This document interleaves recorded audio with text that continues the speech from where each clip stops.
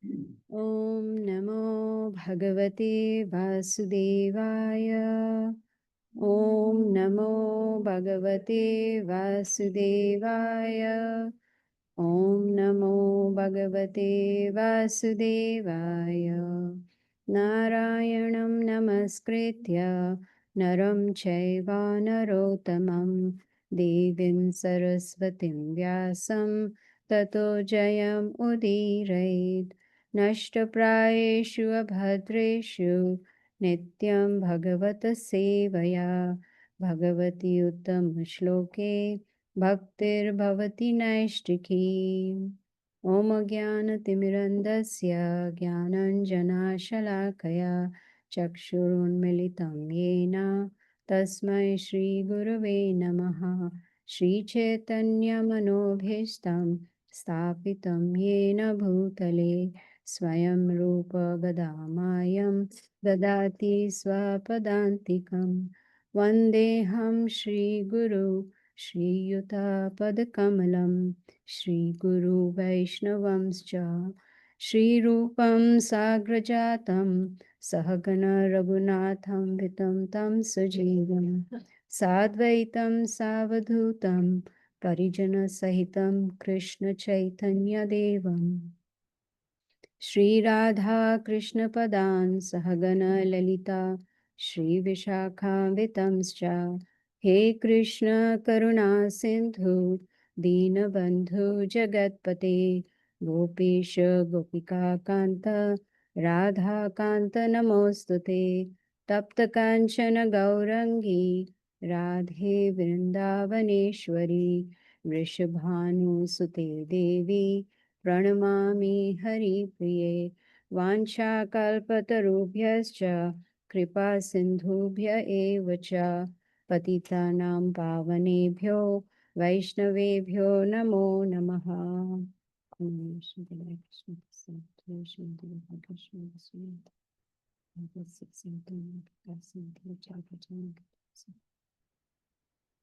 So Hare Krishna to all of you. Thank you so much for coming again today. I don't know if this mic is working. Possibly it's not working because I don't hear the sound. Maybe I turned it off from here. I don't know. Sound is on. Sound is on? Okay, okay, okay. So yesterday we heard Canto 1, 2, and 3. Today we are going to hear Canto 4, 5, and 6. Here in these cantos, we hear a conversation between Vidura, we heard yesterday, he's Yamraj, between Vidura and Maitreya Muni. They're having a conversation about Lord Shiva and Daksha. I'm not sure if you're aware that, is that okay? Yes. Oh, adjust the microphone? Little bit up.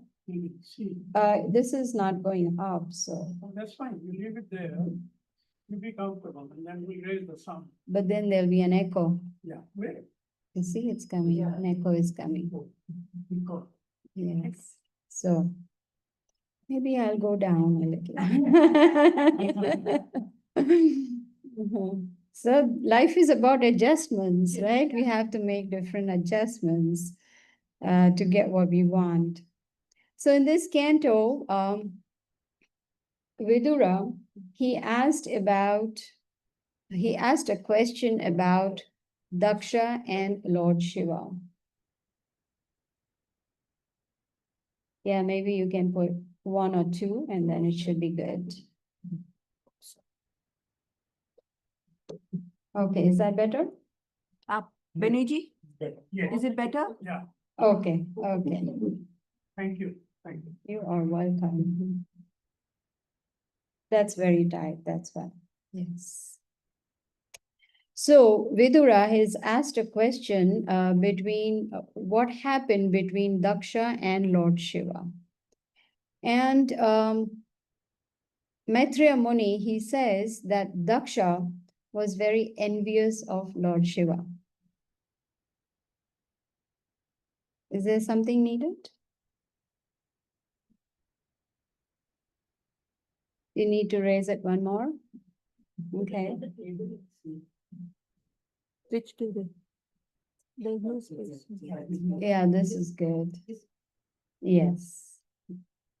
So where were we? Yes, Vidura asked a question. Why was Daksha envious of Lord Shiva? Now, Daksha, we know, was the father-in-law of Shiva because Shiva had married Parvati, daughter of Daksha. So, Daksha, being very proud, he thought that father-in-law should be given a lot of respect, even though Lord Shiva is much, much higher in spirituality. So, because he was so envious, in fact, Prabhupada says that envy, if it is in the heart, that's a very dangerous situation because envy leads to a downfall. And there was a yagna that was being performed where Lord Brahma was there, Lord Shiva, so many different sages. And while the yagna was going on, Daksha made a royal entry. And when he made the entry, everybody got up to give respect to Daksha. But Lord Brahma did not, because he's Lord Brahma. And Lord Shiva did not because he was meditating. And this upset Daksha very much. And he started insulting Lord Shiva right there in that yagna, while the yagna was going on. And he said that I am so and so, and everyone should give me respect. Let's see. He was not happy that Brahma and Shiva did not get up from their seat and offer respect to Daksha. And this is because Daksha was thinking on the material platform. When a person is not self-realized, they expect respect from everybody. Is that right? Mm-hmm. Everybody. It doesn't matter whether you deserve it or not, they expect the respect. So Daksha was very, very upset and he insulted Lord Shiva. And he also wanted to have his own yagna. So he arranged for a very elaborate yagna called Vajpaya Yagna, and he did not invite Lord Shiva, neither Sati. This we are talking about Sati. Sati was a daughter of Daksha, not Parvati, Sati. We got so distracted with microphone, setting up the microphone and the volume and the raising it and all, but that was Sati. So he performed that yagna and then another yagna called Brahaspati Sava, and he did not invite. But Sati heard about this, that my father has arranged an elaborate yagna and I'm not invited. How does the daughter feel when father does not invite? Say there's a birthday party or there is some function and the daughter is not invited and the son-in-law is also not invited. She saw so many great sages. She saw demigods, their wives beautifully dressed. When there is especially a puja or yagna, we dress nicely like you worn that beautiful green colorful sari, right? Silk sari. Like to dress up because going for a really big function. So she saw these wives so beautifully decorated with ornaments and Banarasi saris and everything. And then she was wondering what is happening. And then she came to know that her father has arranged this yagna. And she also had a desire to go to that yagna. And she was thinking, well, my sisters will be there. Their husbands are going to be there. I'll get to meet my parents and so many relatives. So she wanted to go and she also wanted to decorate herself and go. How many ladies like to decorate themselves? We wait for the occasion, right? When will we get that occasion to take out our diamond jewelry and wear it and go to some function, right? She also wanted to go. So Sati, being an ideal chaste wife, she went to her husband, Lord Shiva, to take permission. That is the right way to do. And so she said, I am very anxious to go to my birthplace, where I was born, and I want to go to because my father has arranged this. So Lord Shiva smiled and he explained to her in a very pleasant way and told her we should not go where we are not invited.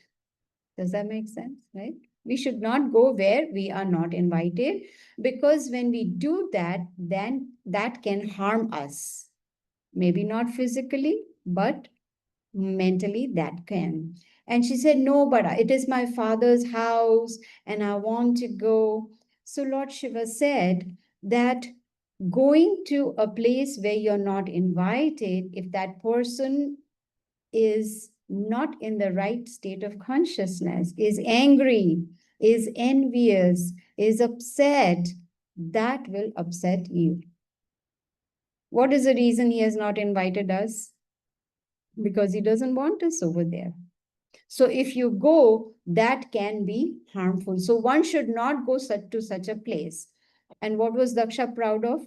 Of his position, of all the opulences he had, all the possessions that he had, and he did not mind hurting anybody, insulting anybody. Why? Because he was very, very proud. So Lord Shiva said, you're my wife, and I know your father doesn't like me.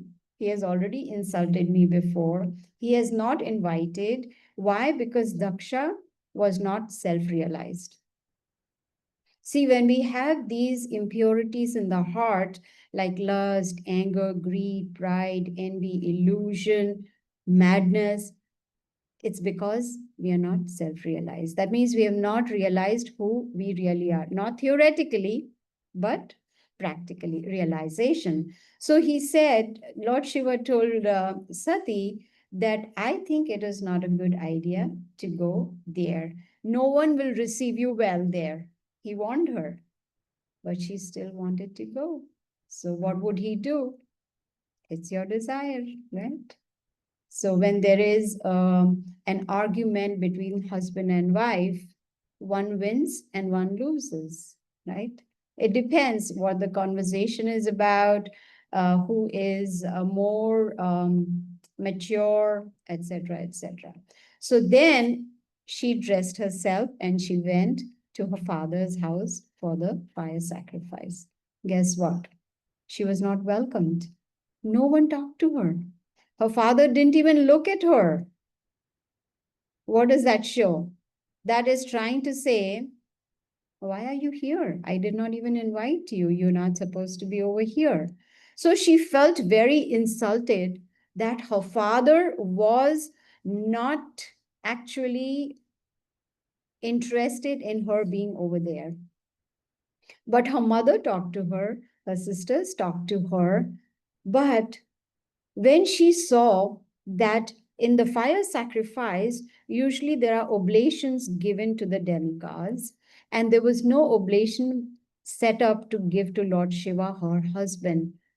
Then she said that this is not right at all. And then she got very angry and she said that Shiva name, Shiva, these two syllables, it purifies all the sinful activities of anybody who chants.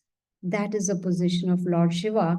And you have, because of envy, you did not invite me nor my father, and now you are not even giving oblations for my husband. She said, I am ashamed to have this body given by you. She's telling her father, Daksha, I'm ashamed and I don't want to have this body anymore. And I'm going to give up my body. But because, Sati is Sati, right? And so she sat down, she meditated and gave up her body. This is what we learn in this fourth canto in the beginning. So what do we learn from this? That pride, envy, no humility, this all leads to a downfall. And what was Daksha proud of? His position and opulences, which are temporary. I was reading today that there was this gentleman, Pratik Joshi. Have you heard about him? Pratik Joshi. He was living in London for 6 years.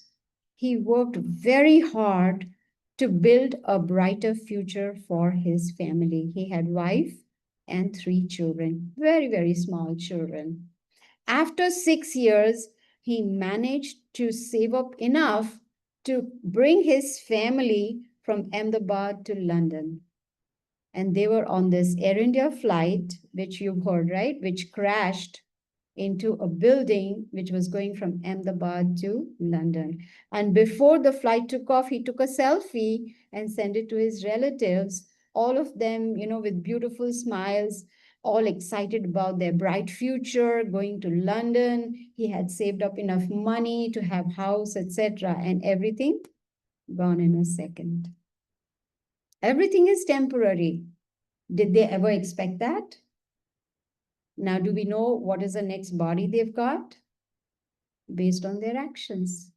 Then that is what I was explaining yesterday. What we do in this life decides our next life. So everything we have to leave behind. We cannot take anything, not even our American Express card. We cannot. We have to leave behind everything here because everything is temporary. And Daksha did not understand this simple philosophy that everything is temporary. And he was very proud. So finally, Sati gave up her body, and there is more, pastime after this, but there is a lot to cover. So I will go on to the next one. Next pastime mentioned in this canto is about Dhruva Maharaj. So there was a king, Uttanapad, and he had 2 wives. One was Suniti and another was Suruchi. Now, Uttanapad and Suniti had one son, Dhruva Maharaj, 5 years old. And the other wife, Suruchi, had one son. His name was Uttama. So one day, Uttama was sitting on the lap of his father and playing. They're both 5 years old, little children. So Dhruva Maharaj also wanted to sit on the lap of his father. The stepmother said, no, you cannot sit on the lap of my husband. Are Baba, that's my father too. She said, no, you will have to take your birth in the next life from my womb, and then you can sit on the lap of your father. This upset Dhruva Maharaj very much. And he went running to his mother, Suniti, and he said, I want a kingdom greater than my father's, even greater than his father, even greater than his father, which is Lord Brahma. He wanted a kingdom more opulent than Brahmaloka. What should I do? So the mother said, mother is actually a guru for the children. Parents are guru for their children. They are the first gurus. So the mother guided him in the right direction. She said that if you want a kingdom greater than Brahmaloka, then you need to find God. So the next question, where is he? Is there an address? Can I go? Does he have a phone number? Is he on WhatsApp or Facebook? Where is he? How do I find him? Of course, in those days, all this was not there, right? We're talking about Satya Yuga. So she said, I have heard you can find God in the forest. So off he went, 5 years old boy, out on a mission to become self-realized, to find God and get a kingdom greater than Brahmaloka. So when he goes to the forest, at that time, Narad Muni passes by. He comes at the right time, at the right place to do the right thing. So he came and he wanted to see what is the level of determination of Dhruva Maharaj to do what he wants. So he said, hey, little boy, what are you doing? Oh, I'm going to find God. But this is your time for you to play. Go home, play with some cars or toys or whatever. Just go. He said, if you can help me find God, fine. Otherwise, move away from my path. I want to go. I want to find. That's when Narad Muni said, oh, this is determination. He said, I will help you. So he told him that you go to a forest called Madhuvan. Have you, any one of you been to Vrindavan? There's a forest called Madhuvan. He told him, you go to Madhuvan, and there I want you to practice meditation. Because in Satya Yuga, as I said yesterday, the process of self-realization was meditation. That was the only way to reach God. So he said, you go to Madhuvan, I want you to bathe 3 times a day. I want you to perform Ashtanga Yoga, take an asana, do some breathing exercises, control your senses, control your mind. Of course, in Bhagavad Gita, Krishna says, Chanchalahi Manaha Krishna, that Arjuna is telling Krishna that mind is very chanchal. What is the meaning of chanchal? It's jumping all over the place. It's like a monkey jumping from one branch to another. So it's very difficult to control mind. But Narad Muni told Dhruva Maharaj that you meditate and you chant Om Namo Bhagavate Vasudevaya. That was the mantra for Satya Yuga. And what did he do? He meditated on the form of the Supreme Lord. Of course, Narad Muni gave him description, and he performed austerities. In Bhagavad Gita, chapter 17, Krishna talks about austerities of body, mind, and speech. Austerity of the speech is one has to speak the truth. It has to be very pleasing. It has to be beneficial, and it should not agitate the mind of others. This is how we should speak. That is the austerity of speech. I know it's difficult. It's very difficult. But that is what is mentioned. Then he says austerity of the body is to keep it clean, inside out, lead a simple life, worship the Supreme Lord, worship elders, worship the parents, and worship Guru. And the austerity of the mind is satisfaction. How do we get satisfaction? When we have no expectations. No expectations. Do we have expectations? Oh, yes. From everybody except our own selves, right?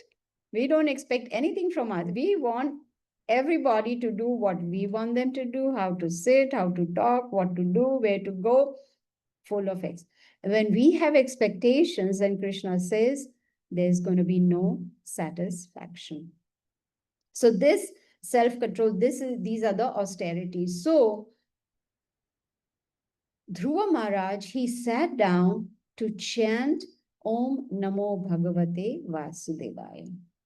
Now one may say Dhruva Maharaj chanted, so we can chant also now. But that is not the prescription. Doctors know there is separate prescription for different medicine. Is it same medicine for all diseases? Is it? No, it's different for each disease. So it's similarly, the path of self-realization in Kali Yuga is chanting the Hare Krishna Mahamantra. So Dhruva Maharaj, he took the advice of his Guru Narad Muni and he performed austerities. You will be surprised to hear what austerities this 5-year-old boy performed alone in Madhuvan with no phone, no relatives, no belongings, nothing at all. The first month, he only ate fruits and berries every 3rd day. Fruits and we need that every morning, right? Fruits and berries every 3rd day. In the 2nd month, he ate every 6 days dry leaves and grass. Then the 3rd month, he only drank water every 9 days. I don't know how he survived. Then the 4th month, he inhaled air every 12 days. And 5th month, he stood on one leg, mind completely on Lord Krishna. Krishna was very pleased with his austerities. Guess what? He says, you don't have to do all that in Kali Yuga. Aren't we fortunate we are in Kali Yuga and not in Satya Yuga? Then we would have to do all that to find God. So then Krishna gave him darshan. came in front of him and asked him, "What do you want?" When he saw the Supreme Lord, he was mesmerized by his beauty. And then he told Krishna that after seeing you, it appears to me that I was looking for broken pieces of glass. So he compared Brahmaloka to broken pieces of glass. But here is jewel right in front of me. So this is what happens when people start running after possessions which are temporary. And Dhruva Maharaj realized everything is temporary, just darshan of the Supreme Lord is sufficient. Have you all heard about Alexander the Great? Yes. Alexander the Great, he called his ministers after conquering the whole world. He was so opulent. He had everything that he wanted. So when he told his ministers, when he dies, to put him in a coffin and not cover the lid, let it be open, and let my hands be outside. And I want the best doctor to carry my coffin. And as I'm being taken to the funeral home, I want you all the wealth that I have accumulated, all the rubies and diamonds and jewels, I want you to throw on the ground as you all take me to the funeral home. They were like, "What's wrong with Alexander? Why is he saying that?" He said, "I want everyone to know Alexander the Great, showing hands, going empty-handed. The best doctor in the world, I'm sorry, best doctor in the world could not save his life. And all these rubies, jewels, and all are equal to dirt on the ground because he cannot take them with him."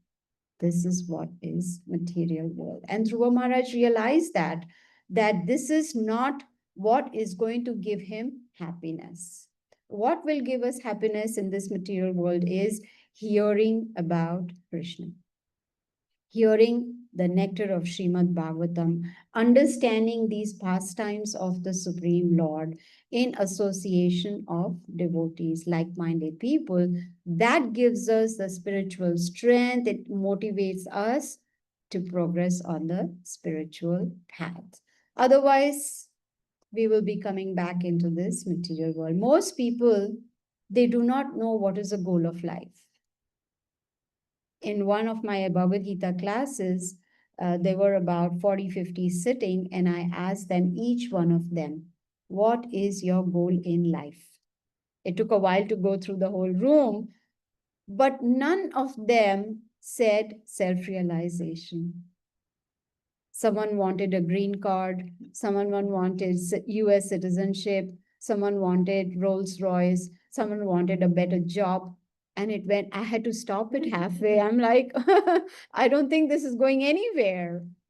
Right? Most people don't know what is the goal of human form of life. They are only running after material things, and they forget that there are 7 miseries in this material world: birth, disease, old age, death. Miseries caused by mind and body, miseries caused by other people, living entities, and miseries caused by material nature like tsunami, earthquake, or COVID, whatever it may be.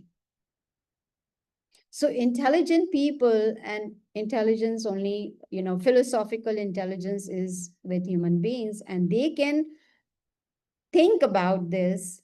What is the purpose of human form of life? So we are doing a very good thing by hearing Srimad Bhagavatam so that we can get knowledge. Then this canto talks about a king. His name was Anga. And King Anga, after he died, his son Vena became the king automatically. But unfortunately, he was a terrible king. He was very sinful. He was hurting everybody. He stopped spirituality in the kingdom. He used to trouble the brahmanas who were, performing yagna, etc. So he would insult great sages also, great personalities. So the Brahmanas and the sages present there, they said, this king is a danger to all the citizens. So they decided that since he is unqualified king, let us kill him. This is the Brahmanas and the sages that decided, because he's not interested in taking our advice. He's not interested in protecting the citizens. So it's better we kill him. So what they did, they killed him, and but his mother Sunita, she preserved his body. She was very attached to her son, so she preserved the body. And it is said that, of course, there are certain ingredients that you can apply on the body, and I think you can preserve it for some time, right? Maybe in the eyes, keeping in, I don't know. But I've heard. So here, Sunita, she applied some ingredients and everything to preserve the body of her dead son. And she was chanting some mantras. So because there was no king now in the kingdom, the sages decided that they will churn the body of this dead King Vena. And when they churned his thighs, a dwarf-like person came out, and his name was Bahuka, and his complexion was black. Then they churned his arms, and a male and a female came out from the body of Vena. And it is said in Bhagavatam that the male was an expansion of Lord Vishnu, and female, Lakshmi Devi, expansion of Lakshmi Devi. And this male was named Prithu Maharaj, and he married this Lakshmi Devi, and her name was Archi. Now, Prithu Maharaj, that is Lord Krishna himself, he appeared to save the citizens of that kingdom, because Vena was good for nothing. At that time, Prithu Maharaj was coronated, he became the king, and he became the protector. How? By his own example. Many times parents come to me and say, my child is smoking, my child is smoking, what to do? Well, ask the father to stop smoking, right?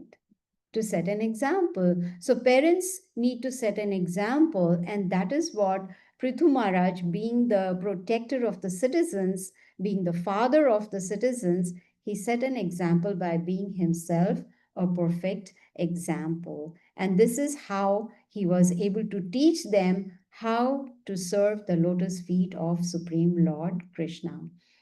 He explained to them the importance of chanting the holy names. In the Bhagavad Gita, Krishna says, Man mana bhav mad bhakto mad yaji mam namaskuru.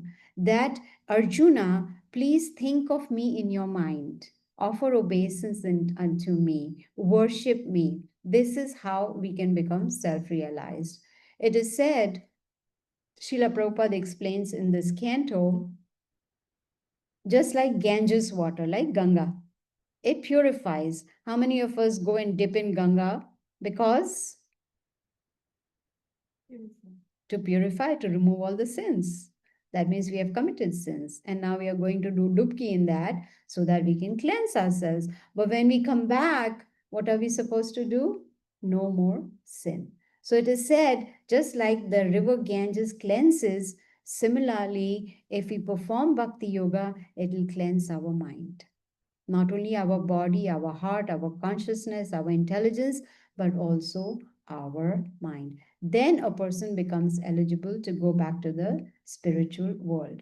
So Prithu Maharaj, he engaged all the citizens in his kingdom to perform bhakti yoga. Very, very important, because unless we perform bhakti yoga, we will come back into this material world. And Krishna says, Ye yathama prapadyante tam satheva bhaj. As one surrenders unto me, I reward them accordingly. So if we follow the instructions given in Bhagavad Gita and Srimad Bhagavatam, then Krishna is going to help us. We take one step and he will take 10 steps towards us. Supposing I give you $1, will you give me back $10? No. Exactly. Why? That will be a loss. It'll be a gain for me, but it'll be loss for you. But Krishna doesn't think that way. He says, you take one step and I'm going to take 10 steps and, give you my mercy. Now, Prithu Maharaj had a great grandson and his name was Prachina Barhi. Now, Prachina Bahari had 10 sons and they were called Prachetas. And they were asked by the father to get married. So they went to a beautiful lake and they saw Lord Shiva emerging from that lake. Beautiful, shining, glowing. He is appearing from the lake. They offered obeisances to Lord Shiva, and Lord Shiva, being very pleased with them, instructed them. These are beautiful prayers of Lord Shiva teaching the Prachetas how to pray to the Lord. Would you like to hear that? Yes. So he said that y'all should execute your occupational duty. He said, if anyone executes occupational duty for 100 births, means 100 lifetimes, that person can become Lord Brahma, provided we remember the next life. Okay, I did it in my last life. I need to do another 99 lifetimes, right? So this is, he's giving information like you can say a secret formula to become Lord Brahma. Lord Brahma actually is a post, right? Lord Brahma is a post, like Lord Indra is a post. Indra, king of heaven, that's a post. So then he said that one should directly surrender unto Lord Krishna by performing unalloyed devotional service. Those of us who have studied science, we know what is the meaning of unalloyed, right? What does it mean? Not contaminated. Yes, not mixed with anything. It is absolutely pure. So he said, directly you perform unalloyed devotional service, then you will be able to go back to the spiritual world. And Lord Shiva said, this prayer that I'm going to tell you now is going to help you if you hear it carefully and follow it also very attentively. It will make you reach the ultimate goal of life, which is to go back to the spiritual world. And then he started offering obeisances to Lord Krishna. He said, I offer my obeisances to Krishna because he's all pervading, he's the supreme controller, he's the cause of all causes, he's my master, he's a master of the senses. And he said, I wish to see Krishna. Lord Shiva is saying, I wished to see Krishna face to face. And this is what he's teaching the 10 sons who are called the Prachetas. And then Lord Shiva described the beautiful form of Krishna, the blue rain cloud color of Krishna with curly black hair, wearing silk yellow garments, beautiful Vajantimala, beautiful ornament. It's a beautiful description he's giving to the Prachetas about Lord Krishna. And he says that if the Supreme Lord is pleased with me, he will give me his darshan. So he said, if anyone wants to be purified, who wants purification, they must meditate on the form of Lord Krishna. This beautiful prayer he explained to Prachetas, and then afterwards they were so happy. They went into a body of water. It was like a lake or an ocean or something. They went, and inside the water they performed austerities. Any of us know to swim? I don't. So afraid of water. How to breathe. How long can you hold your breath? They are inside the water for hundreds of years performing austerities. And what did their father ask them to do? Get married. But they went in the water to perform austerities. So here we see that in the 4th canto, we hear about this beautiful prayer of Lord Shiva about Lord Krishna. Now, in the 5th canto, there is a description of Bharat Maharaj. Any of you have heard about Bharat Maharaj? You see, many, many, many, many, many, many years ago, the whole world was called Bharatvarsh. How old is America? Anyone knows how many years? Before that, there was no America, right? When I don't know how many years ago Pakistan was separated from India, right? So all this is recent. In those days, the whole world was called Bharatvarsh, and the king was Bharat Maharaj. Now, Bharat Maharaj, he was the emperor of the whole planet Earth, and when he was 25 years old, he left his kingdom, he went to the forest to meditate and become self-realized. But there, when he reached the forest, he was all alone and he built a small hut.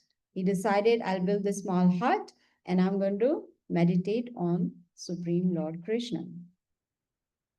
But one day, while he was there in the forest near his hut, he saw a deer that was pregnant and was, was running. The deer was in a lot of distress, and in that distress, the deer gave birth to a fawn and she died. And immediately, Bharat Maharaj, he became very compassionate. Oh, this little baby. He took that baby deer called fawn into his hut and started taking care of that fawn. Feeding, bathing, sleeping, everything like a baby. And in the process, he forgot the Lord. He forgot the meditation. He forgot the purpose behind his coming to the forest. He got so attached to that deer. As the deer started growing, he became more and more attached. And because of this attachment, he completely gave up his spiritual life. One day, this deer, was hopping and went little far away. Did not come back. Now Bharat Maharaj was desperate. He could not bear the separation from deer. And thinking about deer, meditating upon deer, oh my child, he died.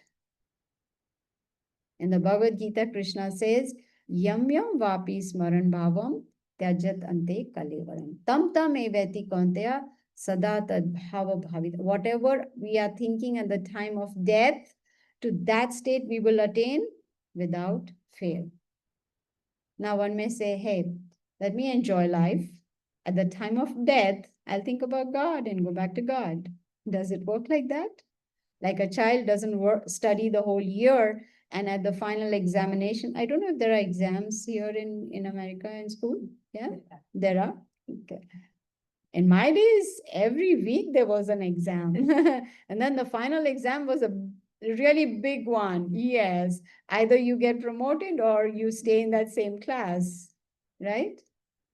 So the final exam is the time of death.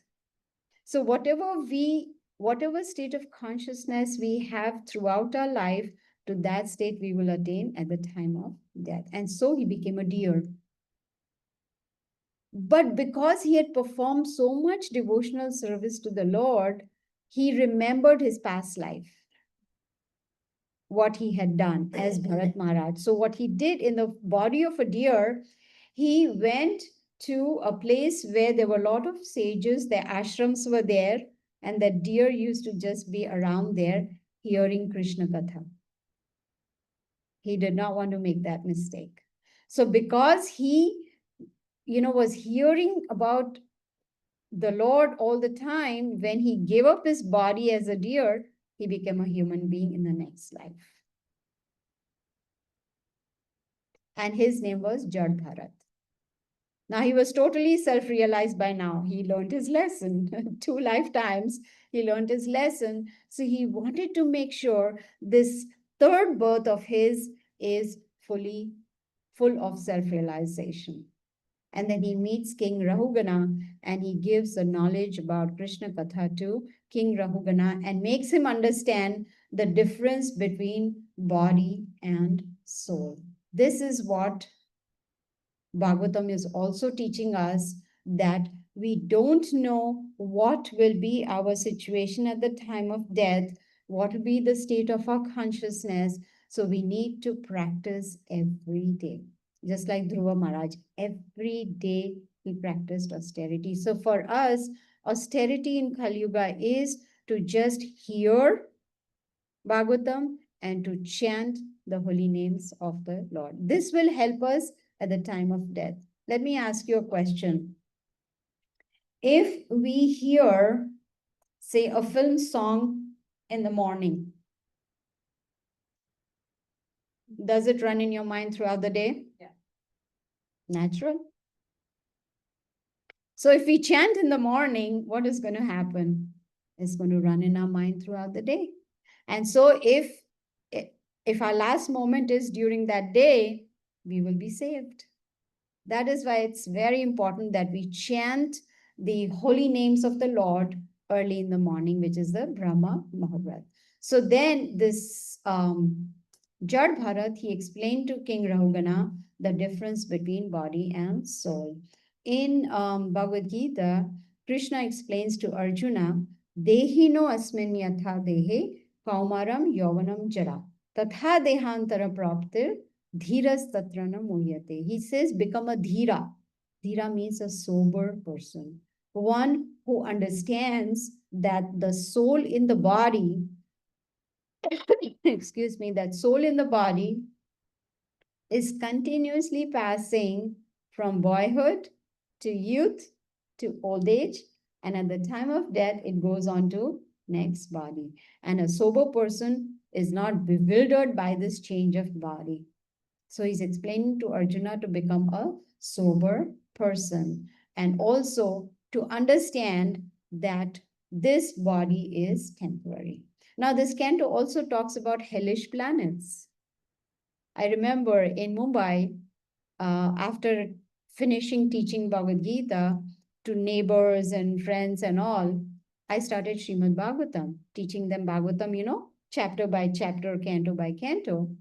And some kids also used to come and sit and hear. If you remember Vicky, yesterday I was talking about Vicky, right? Who was chanting ditto, ditto, ditto. He also used to sit there. And there was another boy, I don't remember his name. And so when we came to this canto that talks about hellish planets, I'm not going to go deep into it because you might run away from here. But if you have time, you can read in the fifth canto about hellish planets. So that boy was very disturbed. Naturally, he's a little boy, right? But it's important to have knowledge about hellish planets because every action has a reaction. If we perform sinful activity, we have to face punishment. And that is why these hellish planets are created by the Supreme Lord. Every action has a reaction. Who discovered that? Newton. So we say it's Newton's law, right? But it's actually God's law. He told us long time. It is said Bhagavad Gita was spoken millions and millions of 120 million years ago. It was first spoken. 5,000 years ago, it was re-spoken because yogo nashtaha parantapa, the knowledge was getting destroyed. So Bhagavad Gita is teaching us also about karma, akarma, vikarma, how we should perform our activities. There is instant karma, there's delayed karma, there's mass karma, like this flight, Air India flight, right? Ahmedabad to London. Everybody in that flight died. I believe 244 people. They all died. That is called mass karma. The people who were supposed to die at the same time, at the same location, they are brought together by destiny and then they die at that same moment. That is called mass karma. So it's important to understand all these aspects of the Bhagavad Gita. And of course, the Shastras are teaching us. Then after that, in this sixth canto of the Srimad Bhagavatam, there is description of how Krishna protects his devotees. And the first mention is a Jamil. A Jamil actually was a Brahmana from Kanauj. Where is Kanauj? somewhere in India.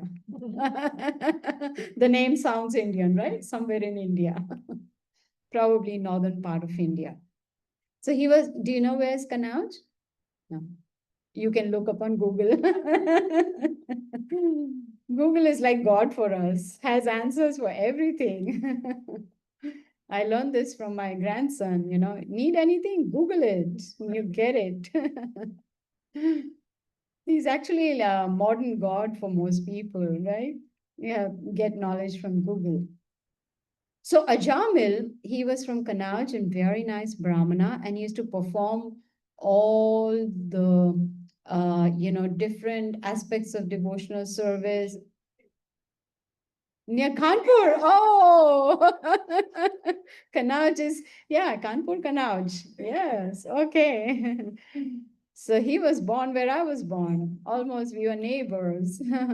So one day he went to the forest and he saw something. He saw that a prostitute was embracing a man behind a tree. And that actually, he got attracted by that vision of what he saw. Just that. And that changed his consciousness instantly. So what did he see? He saw a prostitute was embracing a man. And he had probably never seen that before. And just that, seeing that activity, his senses started, what do you call, aroused. And then he got attracted to the prostitute and he went after her. He begged her and he got married to her. He already had a wife and children at home, but he married. See how association can, take us up or bring us down in just one moment. So this Ajamil, he brought her home, he got married, and he had 10 children with her. The youngest one he named Narayan. How fortunate, right? In olden days, parents used to name, Narayan, Shiva, Dwarka, exactly, Grandmother named him that. Yes, because want to remember God, right? But nowadays it's Vicky, Mickey, Nikki, whatever. I don't know. Why am I saying that? I named my son Vicky. That time I didn't have all this knowledge. After your student ditto, you named him. No, my son is much, much older. Vicky was, yeah, much, much older. No, not after that Vicky, not the ditto Vicky. No. No. Of course, name is Vikram, but short form we call you, right? Vicky kind of. So where were we? So Ajamil, he named his son, fortunately, Narayan. And it is said when Narayan was born, I mean the son was born, Ajamil was 88 years old. Oh God. I know that's the expression that comes to your mind. Oh God, 88 years old.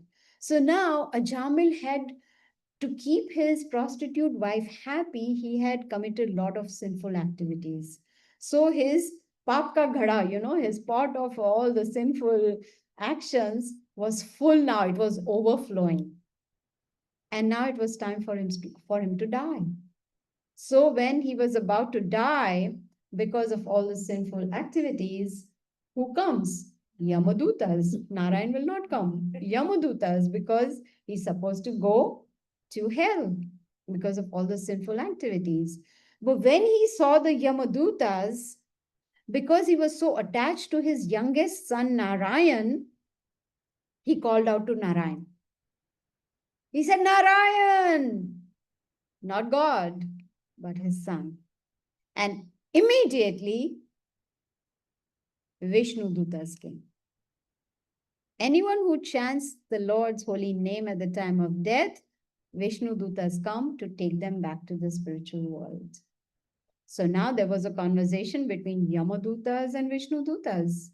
Yamadutas, hey, he's a sinful man. We got to take him. Yamraja said, bring him over. We have to do some special treatment for him. And the Vishnu Duta said, no, he remembered Narayan. So we have to take him to Vishnu Loka. Then Yamadutas had to go back.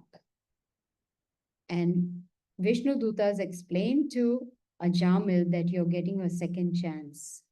You're not going to die now, you're getting a second chance. Will we get a second chance? Probably not. So he got a second chance when then he took that seriously and he meditated, he performed devotional service, went to the forest, became self-realized and went back to the spiritual world. But these Yamadutas went back to Yamaraj and said, what's going on? You told us bring him, and here these beautiful people, men came with 4 arms and all, and they didn't allow us to bring Ajamil. Then Yamaraj said that no one can touch the devotees of Lord Narayan. Nobody. Anyone who remembers the Supreme Lord at the time of death, no one, no matter how sinful they may be. Now, this canto also talks about Chitraketu.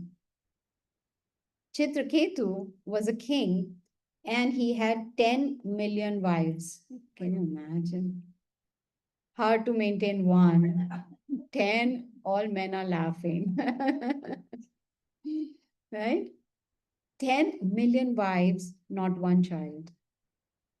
Who's the problem? Chitraketu. But he was very sad. He wanted a son because he wanted, a ruler for his kingdom. After his death, there should be someone to, take over. So in his kingdom came a sage called Angira Muni. And so Chitraketu, said, this is the cause of my, distress. So Angira Muni said that, okay, I can bless you that your wife will get a son. So Chitraketu's first wife, Kritadyuti, she became pregnant and she gave birth to a son. And the son was named Harsha Shoka. Harsha means happiness. Shoka means distress. Harsha Shoka. Now, because the first wife had delivered the son, the king was most attracted to the first wife. So he was giving all attention to the first wife, pampering her. The other wives, how many left out of 10 million? 9999999, whatever, right? It's a long number. All of them became very envious of the first wife. And they thought it's because of the son that the king is not looking at us. So they poisoned the son. The son was dead. Now, when the son died, Chitraketu was in so much distress that he could not eat, he could not sleep because bolte na jigar ka tukda, his what is jigar ka tukda in English? Huh? Piece of his heart was dead. I mean, literal meaning is piece of heart. Yes, jigar ka tukda was now dead. At that time, Angira Muni came back to the palace and along with Narad Muni. Now, Angira Muni had told Chitraketu, you want a son, but he will be the cause of happiness and distress. So be prepared. He said, no, I don't mind. I don't mind. I still need a son. So when he was crying, he wanted his son back. So Narad Muni said, I can bring the son back. He's very powerful sage. He can make anyone alive. And so the son was alive. Immediately, Chitraketu was so happy. He went to embrace his son. Son said, hold on, who are you? He said, excuse me, I'm your father. He said, which father? I've taken so many bodies, so many births. I've had so many fathers, so many mothers, so many relatives. Which one are you? The son is teaching the father difference between body and soul. This father, this mother, this life, next life, another father, another mother. Previous life, another father, Immediately, Chitraketu became self-realized. He said, wow, my son is teaching me the difference between body and soul. Immediately, he gave up the attachment to his son and went to the forest, became self-realized, and went back to Godhead. Now, the same Chitraketu one time was flying in his airplane. In those days, there were open airplanes. They were not these 747s with engines and, propeller. No, just a beautiful, open air, who has that magical carpet? Aladdin's magical carpet, like that. It was magical. They could go wherever they wanted and visit anywhere they wanted, right? So Chitraketu was once just traveling in his airplane, and he was going over Kailash, and he saw that Lord Shiva was speaking Krishna Katha to Parvati, and Parvati was sitting on his lap. Immediately, Chitraketu laughed. He said, what? Wife is sitting on the lap of her husband? That was very offensive for Parvati. She cursed him that you will become a demon because you have insulted, offended me. Later on, Lord Shiva explained to Parvati that you should not have cursed, but the curse was already there. And then this Chitraketu, later on, he took on the Vritasur. He became Vritasur. But because he was a devotee, pure devotee in the past life, he remembered and he was a pure devotee even though he was in a body of a demon. So birth does not matter whether in which family we take birth, it is a state of consciousness. And Vritasura taught us in this canto how to perform pure devotional service, how not to waste this human form of life. Of course, there is a lot more pastime of Vritasura, but we don't have time. But main thing he taught was that one should always chant the holy names of the Lord. Very, very important. Then, of course, he became self-realized and he went back to the spiritual world. In this canto, there is a lot of knowledge. We will see in all the cantos, whatever pastimes we hear, whether it is Lord Shiva, whether it is demons, whether there is curse, Angira Muni, sages, whatever we may hear, Bharat Maharaj, they all have a moral. We learn from all of those, yes? We learn from Daksha, how not to be proud, how not to be insulting to others, how not to be so attached to your possessions. You see, we are so attached to our possessions that we, anytime in the Bhagavad Gita, Krishna tells Arjuna in chapter 2 that when the senses come in contact with sense objects, there is attachment. Like we see a new iPhone is come out. It comes out in September, right? Yes. Yes, it comes out in September. That's what my grandson says. It comes out in September. And before that, there is advertisement coming out, coming out, coming out with all those flashy advertisements. And I think it's going to be 17 coming out or 18 or 19. 17, right? 16. Yes. Yes. Last year they released 16. Yes. And now it's going to be 17.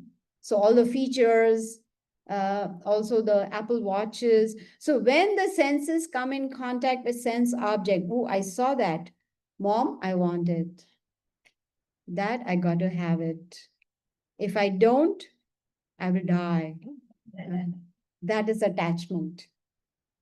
And when there is attachment to a sense object, and if the senses do not get satisfied, they don't get what they want, then the person becomes angry.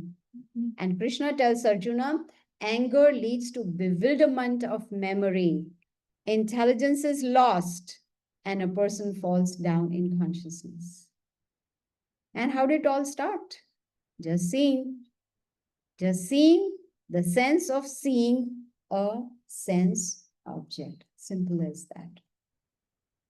So Srimad Bhagavatam is giving us so much nectar, besides teaching us, how to lead this human form of life, is also teaching us how to become enlightened.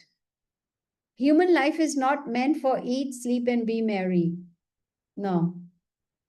There are 4 things that the animals do: eating, sleeping, mating, and defending. If human beings also do just these 4 things, are we better than animals? No. We have philosophical intelligence. Animals cannot think, oh, I've got this birth after so much difficulty. Maybe I should get a better birth in the next life. Maybe I should go to satsang. Maybe I should sit for Srimad Bhagavatam Katha. No, they don't have that intelligence. For them, get the food, have a mate, sleep wherever possible. But human beings, they want to eat on silver plate, sleep on posturepedic bed or the number bed, right? There's a number bed. I learned about it. You press the button and one side of the bed goes up to as much as you want. And the spouse can have her or his own number, right? Whatever is comfortable, number bed. I don't know what next they are going to come up with. What do you think would be the next step? First, it was just a mattress, right? First, it was actually just a mat. Exactly. It was just a mat. You sleep on the mat, and your arm is your pillow. That's about it. Then came a cot in villages, right? Those cots, small cots. Then came a bed. Then came a frame of the bed, a very posh, a very sophisticated, what is that called at the back? Headboard. I need to learn a lot. It's called the headboard. It has to be fancy, right? And then came the mattress. First it came normal, then posturepedic, then number. I guess the next would be flying in the air. I don't know. You can be floating mattress. There's water mattress. Water bed, yes. I was going to say water mattress, but water bed, yes. Right? Then there is a roof in California. In the middle of the night when they want to see the moon, the roof will open. The roof will open to see the moon. Yes, we want more and more and more comforts and more luxuries. But what was the point I was trying to make? That senses. Senses getting attached. So if we don't want to get angry, we have to control the senses. You see, in the Bhagavad Gita, there is a very nice cover on the Bhagavad Gita, is a chariot. Have you seen the Bhagavad Gita cover? There's a chariot. Krishna is holding the reins of the horses. There are horses, and Arjuna is sitting on the chariot. So Bhagavad Gita explains that this body is like a chariot. The soul is a passenger sitting on the chariot. The intelligence is the driver. The mind are the reins. The senses are these horses. So if we want to control these senses, the reins have to be in control, which means the mind has to be controlled so that senses are controlled. And the reins are in the hand of the driver, that is the intelligence. So intelligence has to guide the mind. And how will the intelligence guide the mind? Only when knowledge is given to the intelligence. When we take on knowledge, then. So if the reins are not under control, horses are going to go everywhere. And the passenger, the soul, is going to be bewildered. Hey, I'm jumping from here to there. The horse is going here. Another is going there.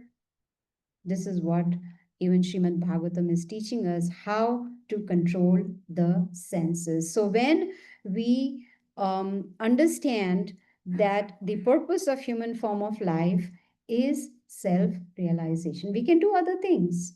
We can have good education, we can do business, we can get a good position, good job, make a lot of money, $1 million home, fancy cars. We can do everything. This is what attracted me to Bhagavad Gita.